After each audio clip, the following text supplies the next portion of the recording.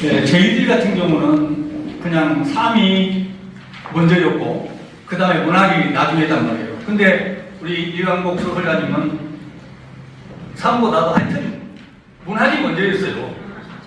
그러니까 평생 문학만 해오신 분이기 때문에 지금 제가 했던 이야기하고는 전혀 맞지 않습니다.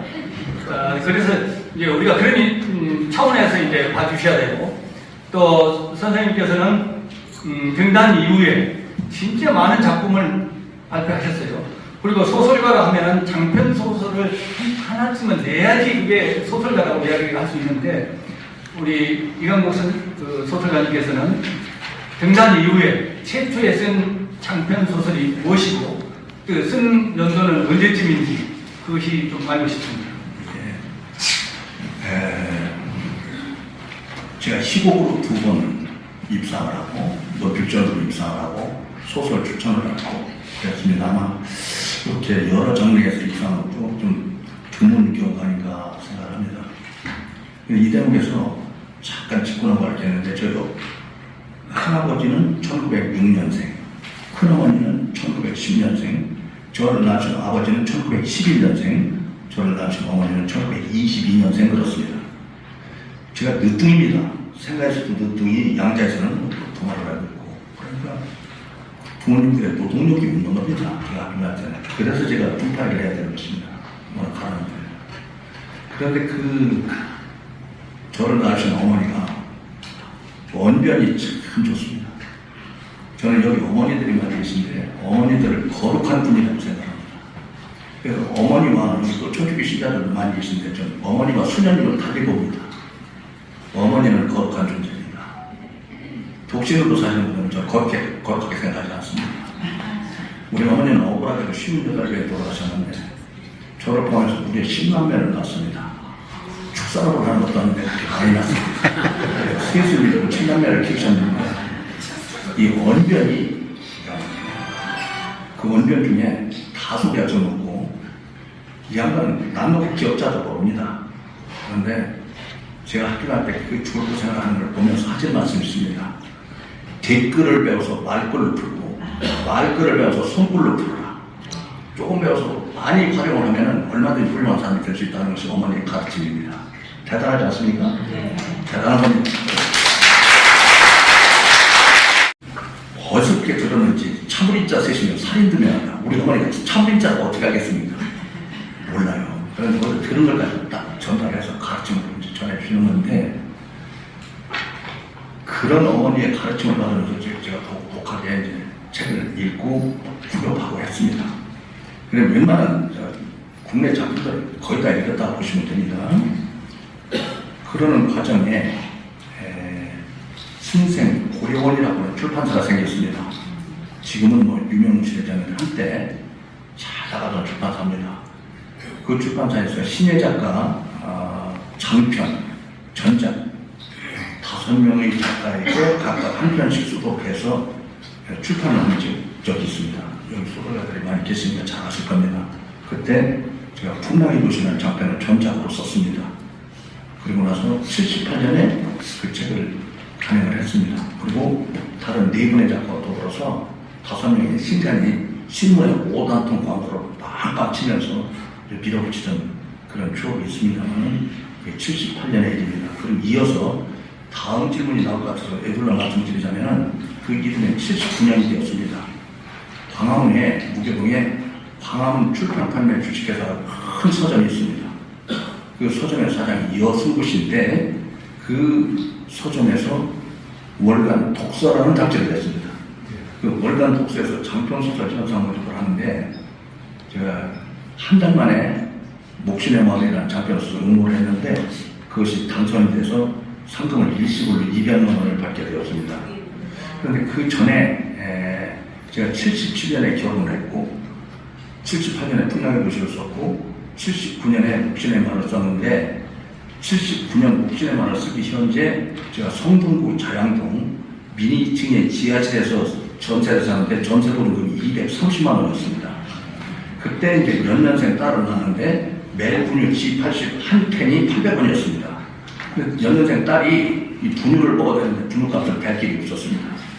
그래서 제가 장편 소설을 쓰기로 작정을 하고 하루에 40장씩, 200장, 40장씩 써서 한 달 만에 1200장까지 썼고, 그것을 전먹이 딸 이름으로 저는 이미 데뷔해 있었으니까 떨어지면은 자존심 부리는 일이 될까 봐서 떨어져도 심사평이 어느 급이 되더라도 다른 사람 이름으로 어느 급이 되게끔 해야 되겠다는 생각에서 전먹이 딸 이름으로 해서 응모를 했습니다.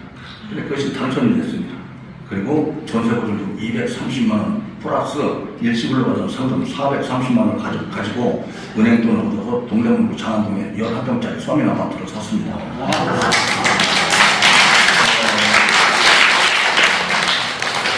그래서 제가 고등학교를 졸업하던 해 우리 나이로 20살 1970년 6월 5일 논산역에서 맨몸으로 서울에 와서 영등포역에 내려서 살았습니다만 그 사이에 79년에 29살에 제2로 되어 있는 등기권증이라는 것을 처음으로 가지고 왔습니다. 물론 은행에서는 있었지만 그것이 옥신의 마을이라는 작품이었습니다. 그런데 불행하게도 아시는 것처럼 79년도에 11일이 나고 그 이후에 80년 서울의 봄이 왔고 서울의 봄 연장선상에서 언론 통폐합이 왔고 그때 옥신의 마을이 창작과 비평의 서평으로 취급이 되는 등 꽤 각광을 받고 있던 차에 아시는 것처럼 창작과 비평, 문학가지선, 월간독서 이런 잡지들이 전부 등록 취소가 됐습니다. 그래서 월간독서 출판부에서 나왔던 옥신의 마을을 저절로 그 모차가 출판사를 잃는 상황이 발생해서 빛을 보지 못하고 찌부러드는 그런 불행한 사태를 겪었습니다. 예, 감사합니다. 무려 50여 년 동안 문학활동을 해오시면서 그 중에서 가장 활발하게 문학활동을 했던 때가 언제고 또 그때 발표했던 게 어떤 작품인지 말씀 좀 해주십시오.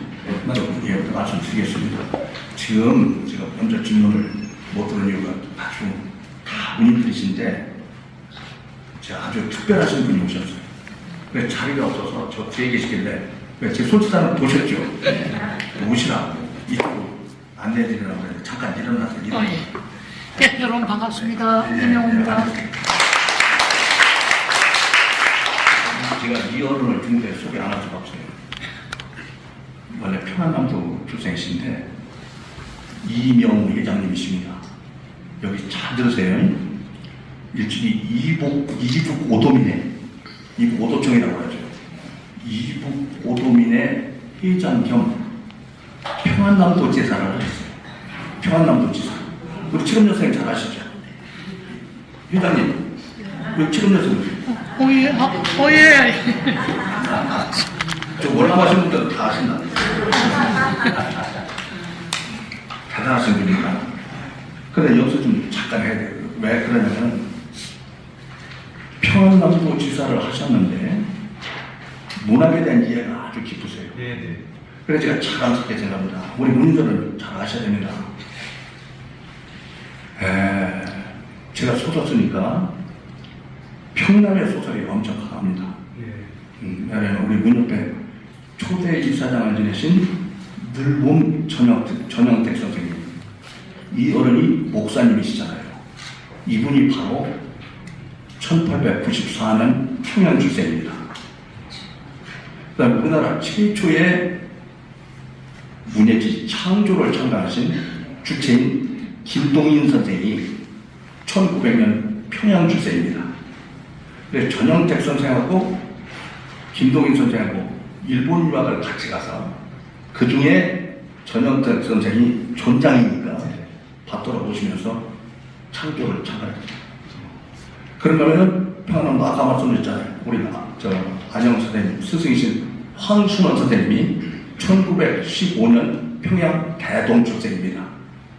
대동당에서 대동입니다. 거기 출생이십니다.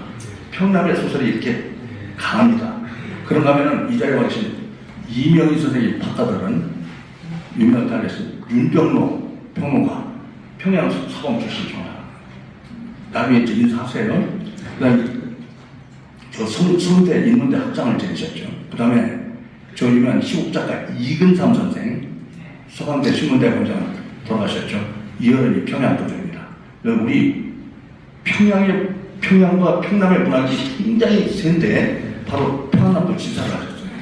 그래서 어떻게 보면 문학이랑 같이 고맙습니다. 고맙습니다. 그리고 아까 이제 질문에 대한 답을 하겠습니다. 저는 이제 그 79년 목시의 마을을 쓸 때도 그랬고 그 이후에도 그랬고 쓰지 않으면 먹고 살 수가 없는 거예요. 제 직업이 생업이니까 목숨 걸고 하는 겁니다. 그게 잘한 거냐 못한 거냐는 이제 독자들이 할 일이고 제 입장에서 보면은 먹고 살기 위해서 별짓을 해야 돼요. 산전, 수전, 공중전, 미사일전, 화생반응전, 핵전 전부 다 해야 된다. 감내를 해야 돼요. 죽을 고생을 많이 했어요. 그러니까 마음에 내키지 않은 것도 써야 되고 제가 기명으로 나간 소설이라든가 산문집이라든가 그것을 전부 이광복이라는 이름을 달아서 나갔지 않습니까? 그거 이외에 기업체의 사서도 써야 되고 누군가 부탁을 해보러 내지는 자서전도 써야 되고 그런 거 제 이름 안 달고 나간 거 오히려 제 이름 다른 것보다 안 달고 나간 게 더 많을 것 같습니다. 그래서 80년대 특히 엄청나게 썼습니다. 이 자리에 우리 손영목 선생 어디 계시지? 어디 계십니까? 여기 계십니다. 우리 손영목 작가님도 어느 협회에 가서 사사도 쓰시고 이런 일을 하셨는데 또 출판사 일도 하시고 그랬는데 저도 출판사 또는 그 기업체 사사 이런 거 하면서 발발을 해야죠. 우리가 그 가수들이 가요 무대만 나오면 먹고 살 수가 어려우시죠. 네. 없어야 된다고 해야 되듯이 저 그런 일을 많이 했습니다. 80년대 이후 먹고 살기 위해서 다른 일 열심히 했다. 네. 말씀드리겠습니다. 네, 말씀하신 대로 1979년에 월간 독서에서 장편 소설 현상 공모에 우리 선생님의 목심의 마을이 당선작으로 선정되셨습니다. 그해 가을에 월간 독서 출판부에서 단행본으로 이 책이 출간되어 독자들의 많은 사랑을 받았습니다. 그 독자들의 사랑에 힘입어서 KBS 라디오 연습곡으로 제작되어서 이 목신의 마을이 한동안 독자들의 뜨거운 사랑을 받았습니다. 그리고 1991년도에 또 문성출판사라는 출판사에서 이 책이 재출간되어 오랜 기간 동안 많은 독자들의 사랑을 받았습니다. 제가 이제 여기서 질문을 드릴 건데요. 이 목심의 마을이 쓰시게 된 시대적 배경과 그리고 이 작품을 통해서 독자들에게 던지고 싶은 화두는 무엇이었는지 듣고 싶습니다. 네. 김종환 선생님은 남의 뒷조사를 많이 하잖아요. 그래서 신상토리 하는 거죠. 맞습니다. 그 옥신에만 쓸 때의 정신은 뭐냐면 산업화 과정에서 평화롭고 조용했던 농촌이 어떻게 변모해야 하는가 그것을 좀 담아보고 내고자 했습니다. 실제로 순박 같은 사람도 돈 맛을 알면 이상해지거든요. 농촌사에도 새로운 운명이 들어오고 또 새로운 기술이 들어오고 그러면은 민심이 변하거든요. 그런 것을 좀 잘 다뤄보려고 노력을 했습니다. 그리고 그것이 이제 단행본으로 출판이 돼서 나오자 KBS에서 연락이 왔는데 방송작가로 유명하신 분입니다. 심영식 선생님한테 연락이 와서 심영식 극본 연출로 라디오 드라마 각색을 해서 한 달간 방송을 했습니다. 그 바람에 고향에서는 제가 아주 스타라고 할까 고향 분들이 이광복 원작 심영식 극본 연출해가지고 옥신에만 나오니까 우리 동네 방송이 매일 나와 그리고 그 후에도 이제 KBS ETV의 미니 시리즈로다가 이제 제 소설들이 여러 편 각색이 돼서 방영이 됐습니다. 그때마다 이제 자막에 이름이 뜨니까 고향에서는 많이 좋아하고 그러셨습니다.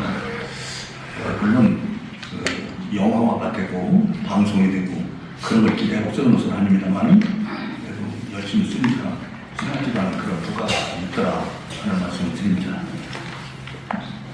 그 김종환 선생님 여기서 잠깐 또 소개해드리고 넘어가겠군요. 모셨어요. 저 김호진 장관님 잠깐 잠깐 일어났어. 아, 참 대단하다.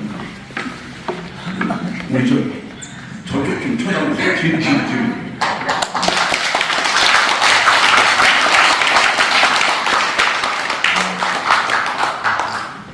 걸음걸이도 좀 불편하시거든요. 서울특별시 25개 자치구 중 지부가 없었던 곳이 있습니다만 그 중에 하나로 강북지부를 창립해서 초대 회장을 지내셨습니다. 대단하십니다.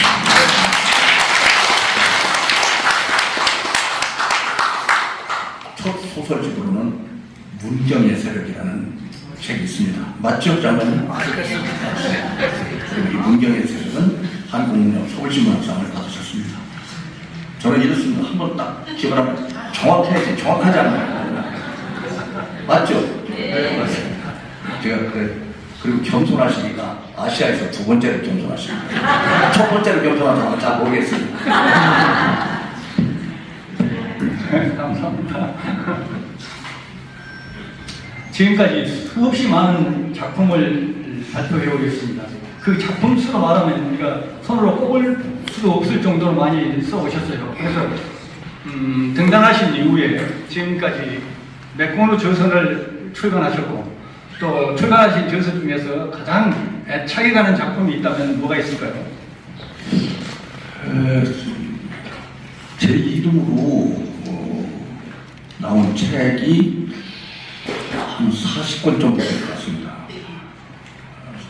그건 이제 공저 말고요. 합동작품 말고 그 단독 소설집, 장편소설, 산문집 해서 한 40권 정도 될 것 같은데 그 중에 제가 가장 애착을 가는 작품은 만물박사라고 하는 3권짜리 소설집이 있습니다. 연작 소설집입니다. 만물박사입니다. 여기 청원 이영철 사님과 계신데 청원출판사에서 나왔습니다. 그런데 그 책만 초판에서 묶였습니다. 다른 책은 다 그래도 재판도 찍고 삼설도 하고 그랬는데 이상하더라고요. 그 책이 가장 저는 애착이 갑니다. 그 고향에 대해서 고향의 그 식물 같은 그런 이야기를 쓰신 건가요? 그렇습니다. 예. 전부 그 작품의 제목이 식물입니다. 하나는 꽃안 피는 식물, 하나는 꽃 피는 식물. 관찰해 바뀌었습니다. 보드라마 하면 보자. 그 다음에 민들레 이런 식으로 나무 이름과 꽃 이름과를 관찰해 가면서 이어져 나가는 글입니다. 그런데 이상하게 독자들로부터는 별 호응을 받지 못했습니다. 그러니까 좋은 마음 먹고 쓴 작품들이 결국 잘 안 풀리는 그런 경우가 굉장히 많더라고요. 그 참 뜻한 대로 잘 안 되더라고요. 그리고 또 이건 안 읽어줬으면 싶은데 의외로 관심들을 많이 가지고 그렇더라고요. 가능하니까 참 힘들다는 것이 제 생각입니다. 네, 알겠습니다. 이강복 소설가님을 이야기할 때 우리 문단에 살아있는 역사라고 이야기하는 분들이 많습니다. 이것은 제가 하는 얘기 아니고 제가 문단에서 그 흘러다니는 이야기를 지금 말하는 거예요. 여러분 공감하십니까? 네.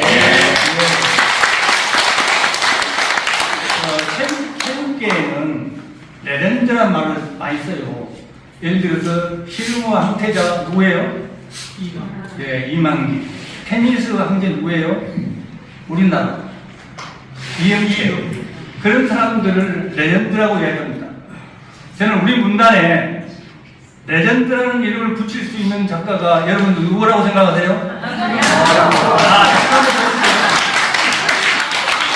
제가 생각할 때는 정말 살아있는 역사, 그 말대로 레전드라는 말이 어울리시는 분이라고 저는 생각을 합니다.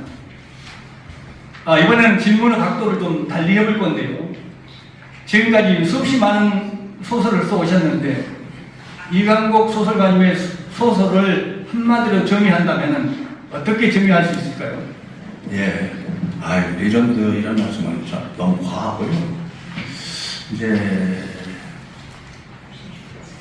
제가 책을 좀 아까 안 읽었다고 했잖아요. 꽤 읽은 편이고 또 문단에 일찍 나오고 그러다 보니까 70년대 문단의 최고 원로 선생님들 이런 어른도 했고 배웠던 어른 중에 예를 들면 월탄 박동화 선생님을 제가 보셨다 그러죠. 왜냐면 저 우리 이명희 선생님 계시지만 이명희 선생님 박동화 선생님 잘 아시잖아요. 박동화 월탄 박동화 잘 안 들리는 여른이 1901년생입니다. 네. 1901년. 네. 80년대에 돌아가셨는데 그 다음에 이제 조현영 선생님 같은 경우는 이제 군역 이사장님 때 이제 저를 모셨으니까 이제 뭐한 식구가 같았고 그런 이 어른들 다 유명을 달리하시고 그랬는데 그 시대에 그런 원로 다가들과 인연을 맺었던 분들이 이제 서서히 돌아가시고 네. 그럼 이제 저는 새파란 나이에 그 어른들 뵙고 지금 살아가고 있으니까 지금까지 문단에서 뵀던 그 어른들에 대한 뭔가 기록도 남기고 하려면은 제가 좀 역할이 좀 있어야 되지 않느냐 네. 이런 생각도 해본 것이죠. 예. 왜냐하면 창작도 굉장히 중요한 것이지만은 그 동안에 얻어듣고 어떤 일들 이런 것도 기록으로 남겨서 정리하는 것도 어떻게 보면 이것도 제가 간단히 한두 분이 아니다 이런 생각도 합니다. 그리고 제가 문학으로서 일반적으로 추구하는 것은 도대체 인간이라는 것이 뭐냐, 어떻게 살아야 되느냐, 인간이 살아가는 과정을 우리 인생이라고 하잖아요. 인생살이에서 무엇이 옳고 무엇이 그런 것이냐, 이것을 생각하는 것이 저에게 주어진 숙제가 아닌가 이렇게 생각합니다. 그래서 집에서도 또 이제 좀 우스갯소리 하나 할게요. 제 집사람하고 가끔 생각이 달라서 의견 충돌할 때가 있습니다. 그러면 제가 집사람한테 딱 하는 말이 당신은 사람이고 나는 인간이잖아. 사람하고 인간이 같을 수 있어? 딱 이러면서 물타기 하고 넘어가거든요. 제가 인생하고 사람, 인간하고 사람하고 같은 거죠. 본질이 같잖아요. 표현만 다르지. 하지만 우리가 살아가는데 어떻게 살아가는 것이 좋은 거냐, 어떻게 사는 것이 옳으냐. 여기서 여러분들한테 교수님 맞췄다. 팁을 진짜 하나 드려야죠. 이건 팁, 중요한 팁. 중학교 갈 때 도덕이라는 교과 과목이 있었어요. 선생님들 맞죠? 거기 남북과 선녀가 있었어요. 지금은 안 나옵니다. 왜 안 나오냐? 훌륭한 전래동화이긴 하나 교과서 가면 아니에요. 그 법적으로 따지면 큰 거예요. 남편이 선녀의 날개 없어 훔쳤어요. 절도요, 절도. 그러면 선녀를 못 올라가게 했어요. 위계에 의한 납치. 그게 시대에 따라서 패러다임이 바뀌는 거예요. 맞죠? 신청전이 교과서에 안 나옵니다. 훌륭한 소설이잖아요. 나올 수가 없는 거예요. 왜 못 나와요? 신청이 목숨이 중요하냐, 신봉사 눈 뜨는 게 중요하냐. 신청이 목숨이 더 중요한 거예요. 그죠? 그래서 효라는 가치를 가르치고 있지만 문학적으로는 탁월한 가치라고 교과서에서 가르칠 게 있고 가르치지 말아야 될 게 있는 겁니다. 맞죠? 이게 시대의 변화예요. 예를 들면 도덕교과서의 의존이 이제 충남 이산군 덕산면에서 있었던 실화인데 형제가 서로 동생네 논에다 볕다 놓고 동생은 형 논에다 볕다 놓고 왔다 갔다 새벽에 딱 만나는데 형제가 많았다는 거예요. 요즘은 지게질 하는 사람 없을 정도로 볕다 가지고 왔다 갔다 하는 친구가 많이 나요. 콤바인 가지고 볕 딱 하잖아요. 이런 시대 상황과 변하면서 인간이 살아가는 것이 어떻게 살아가느냐 이런 것을 잘 들여다봐야 저는 좋은 작품이 나온다 이렇게 생각합니다. 그리고 심청전 얘기 일리가 있죠. 우리 김남수 선생님 그렇죠? 교육이 됐으니까. 그러니까 그 작품의 좋고 나쁨을 얘기하는 것이 아니고 교과서 감이냐 아니냐 이런 점에서 우리 그 황순호 선생님의 송아지는 영원히 교과서 감 아닙니까? 맞죠? 그런 말하기 되는 얘기죠. 네, 감사합니다.